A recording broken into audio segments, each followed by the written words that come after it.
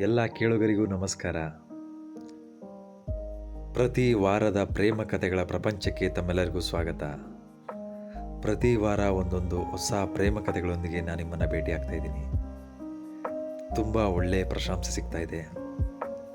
ಇವತ್ತು ಒಂದು ಸುಂದರವಾದ ಪ್ರೇಮ ಕಥೆ ನಾನು ನಿಮ್ಮ ಮುಂದೆ ಬಿಚ್ಚಿಡ್ತಾ ಇದ್ದೀನಿ.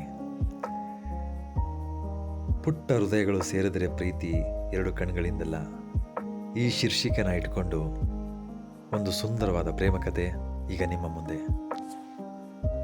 ಪುಟ್ಟ ಹೃದಯಗಳು ಸೇರಿದರೆ ಪ್ರೀತಿ ಎರಡು ಕಣ್ಗಳಿಂದಲ್ಲ. ಅವಳು ಅವನನ್ನು ಮೊದಲ ಬಾರಿ ಕಂಡದ್ದು ಕಣ್ಣಿನಿಂದಲ್ಲ, ಹೃದಯದಿಂದ.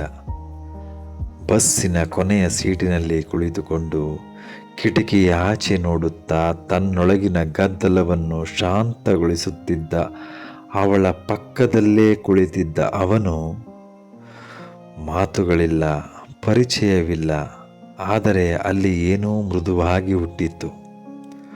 ಅವಳಿಗೆ ಜನರ ಗುಂಪಿನಲ್ಲಿ ತಾನು ಒಂಟಿಯಾಗಿರುವ ಭಾವನೆ, ಅವನಿಗೆ ಜನರ ಮಧ್ಯೆ ತನ್ನನ್ನೇ ಹುಡುಕುವ ತವಕ. ಇಬ್ಬರೂ ವಿಭಿನ್ನ ಲೋಕದವರು, ಆದರೆ ಒಂದೇ ಮೌನದ ಭಾಷೆ ಮಾತನಾಡುವವರು. ಒಂದು ದಿನ ಅವಳು ಅಚಾನಕ್ಕಾಗಿ ಅತ್ತಳು, ಕಾರಣವಿಲ್ಲದೆ ಅಲ್ಲ, ಹೃದಯ ತುಂಬಿಕೊಂಡು. ಅವನು ಕೇಳಲಿಲ್ಲ ಏಕೆ ಎಂದು. ಮೌನವಾಗಿ ತನ್ನ ರುಮಾಲನ್ನು ತಂದು ಮುಂದಿಟ್ಟ. ಆ ಕ್ಷಣ ಅವಳು ಅರ್ಥ ಮಾಡಿಕೊಂಡಳು, ಪ್ರೀತಿ ಪ್ರಶ್ನೆಗಳಿಂದ ಹುಟ್ಟುವುದಿಲ್ಲ, ಅರ್ಥ ಮಾಡಿಕೊಳ್ಳುವುದರಿಂದ ಹುಟ್ಟುತ್ತದೆ ಎಂದು. ಅವರ ಸ್ನೇಹ ನಿಧಾನವಾಗಿ ಬೆಳೆಯಿತು. ಕಾಫಿ ಶಾಪ್ಗಳಲ್ಲಿ ಗಂಟೆಗಟ್ಟಲೆ ಮಾತುಗಳು, ಬಸ್ ನಿಲ್ದಾಣದಲ್ಲಿ ಕಾಯುವ ಕ್ಷಣಗಳು, ಹೇಳದೆ ಉಳಿದ ನೋವುಗಳು, ಎಲ್ಲವೂ ಅವರ ನಡುವೆ ಸೇತುವೆಯಾಯಿತು. ಅವನು ಅವಳ ಕನಸುಗಳಿಗೆ ನಂಬಿಕೆ ಕೊಟ್ಟ, ಅವಳು ಅವನ ಭಯಗಳಿಗೆ ಧೈರ್ಯ ನೀಡಿದಳು. ಒಂದು ಸಂಜೆ ಮಳೆ ಸುರಿಯುತ್ತಿತ್ತು. ಅವಳು ಕೇಳಿದಳು, ಪ್ರೀತಿ ಅಂದರೆ ಏನು? ಅವನು ನಗುತ್ತಾ ಹೇಳಿದ, ಕಣ್ಣುಗಳಿಂದ ಕಾಣೋದಲ್ಲ, ಕಣ್ಣು ಮುಚ್ಚಿಕೊಂಡರೂ ಹೃದಯ ಹೇಳೋದು. ಆ ಕ್ಷಣ ಅವಳು ಅವನ ಕೈ ಹಿಡಿದಳು.